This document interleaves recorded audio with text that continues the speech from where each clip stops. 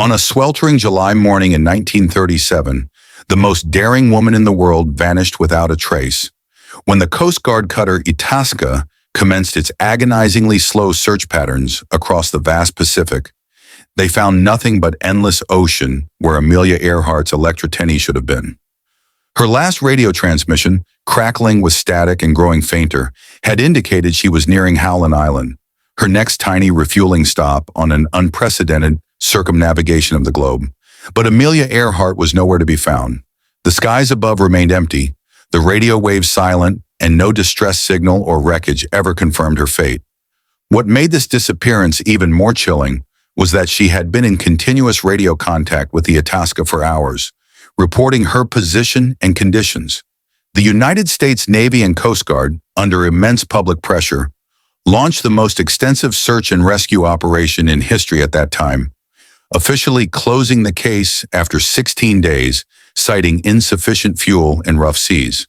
But the truth about what happened to Amelia Earhart that July morning was far more sinister than anyone could have imagined, involving a web of international espionage, classified military operations, and a conspiracy that reached the highest levels of American and Japanese intelligence. What investigators never discovered was that Earhart's disappearance was merely the final act in a drama that had been unfolding for over 2 years.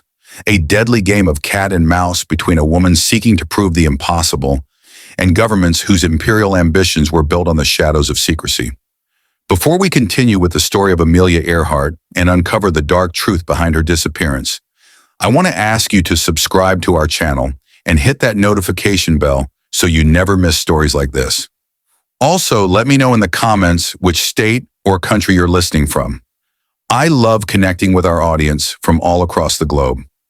Now let me take you back to the summer of 1937 when the world looked to the skies for heroes and geopolitical tensions cast long shadows across the Pacific.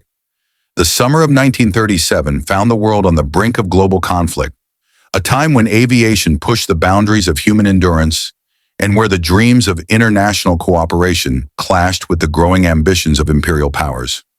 The air itself seemed to carry the weight of excitement and apprehension, thick with the roar of powerful engines and the hopes of millions who watched as pioneers dared to conquer the vast, uncharted skies.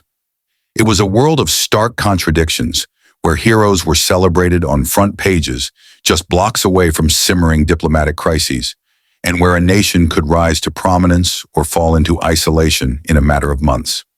The Lockheed Electra 10E, specially modified for Amelia's daring attempt, stood as a testament to this new age of aerial prowess.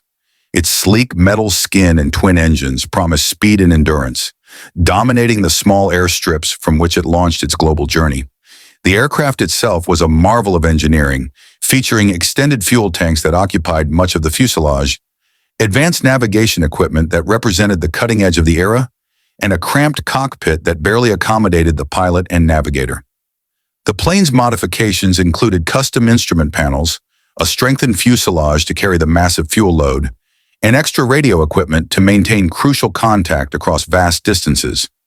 These modifications, overseen by skilled Lockheed engineers and technicians, would unknowingly play a crucial role in the dark events to come. Amelia Earhart had built her legend from sheer determination, starting as a nurse's aide before becoming one of the most celebrated and respected aviators in the world. At 39, she was an imposing figure with an undeniable charisma and steely blue eyes that seemed to gaze beyond the horizon. Her hands, though now refined from years of navigating the skies, still bore the calluses and strength of her early days, barnstorming and conquering records. A reminder of the brutal world she had soared above through a combination of brilliant piloting skill and utterly fearless ambition. Those who knew her in her early days often remarked on the transformation from the quiet, adventurous girl who had genuinely believed aviation could unite the world to the celebrated icon who would later challenge the very limits of human exploration. Amelia's rise to fame had not been achieved through flying alone. In the cutthroat world of 1930s aviation, success often required a willingness to employ methods that would make even the most hardened explorer pause. Earhart had learned early that public attention and funding could be secured through means far more daring than simple record-breaking. a solo Atlantic crossing here, a transcontinental speed record there. The mysterious disappearances of rival aviators' funding. These were the tools of aerial pioneering in an age where government funding was often tied to national prestige and where public perception could elevate or sideline a career for the price of a newspaper headline. Her marriage to George P. Putnam in 1931 had been the social event of the decade. He, the prominent publisher and publicist, 13 years her senior, with a shrewd mind that spun her adventurous feats into global headlines and a marketing genius that could fill an entire lecture hall. At 33, Amelia possessed the kind of striking independence and sophisticated intellect that marked her as a member of America's adventurous elite.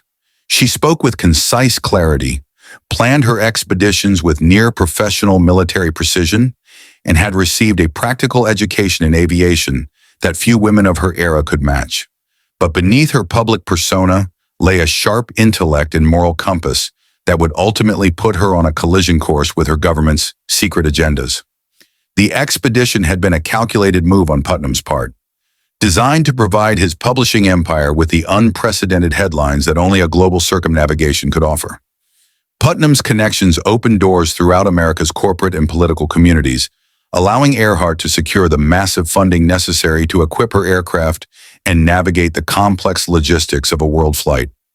For her part, Amelia had entered the expedition, believing she was aligning herself with a man whose vision could genuinely inspire millions of Americans, unaware that her government viewed her celebrity as just another resource to be exploited in pursuit of geopolitical advantage.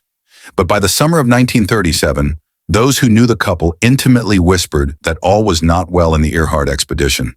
Amelia, once the sparkling centerpiece of aviation headlines, had grown increasingly withdrawn over the past year.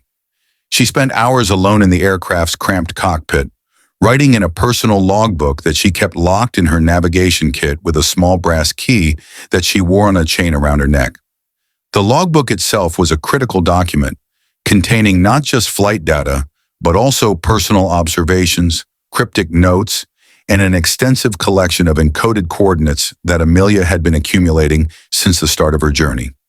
Her ground crew, a carefully selected group of skilled mechanics and radio operators who had served the expedition for months, noticed that she had begun taking long, unscheduled flights at odd hours, often returning with a distant look in her determined eyes.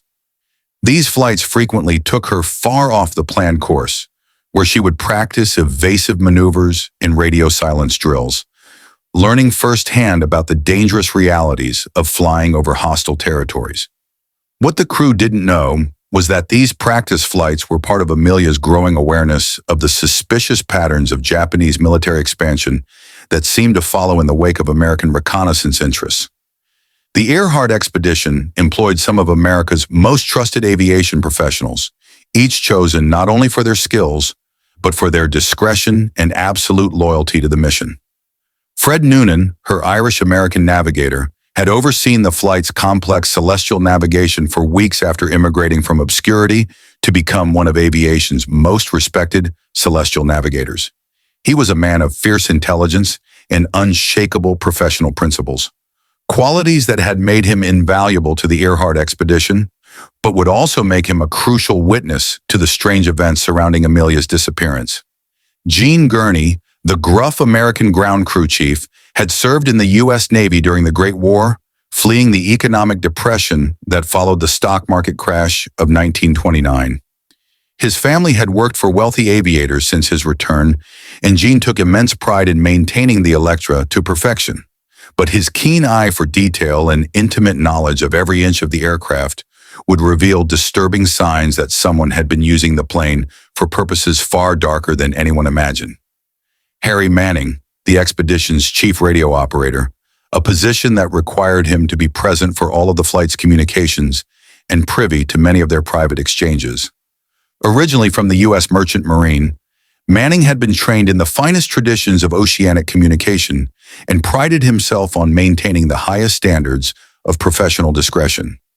But even his carefully cultivated neutrality would be tested by the increasingly bizarre and frightening radio signals that surrounded Amelia's final moments in the air.